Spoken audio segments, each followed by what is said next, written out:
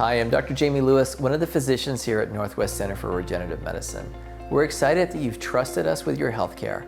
I want to walk you through what to expect with your upcoming superconcentrated platelet injection.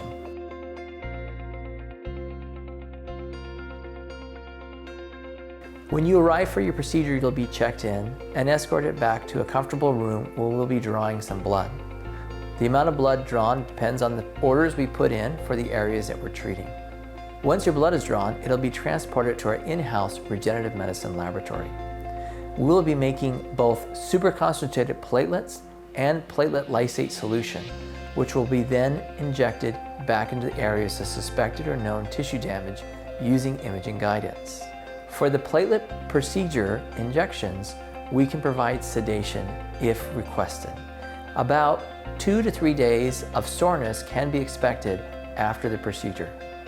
We'll want you to start some physical therapy in about 2 to 3 weeks to work on restoring muscle balance and strength. It usually takes about 6 to 8 weeks to start noticing an improvement from the procedure, so be patient. Improvement will continue several months out.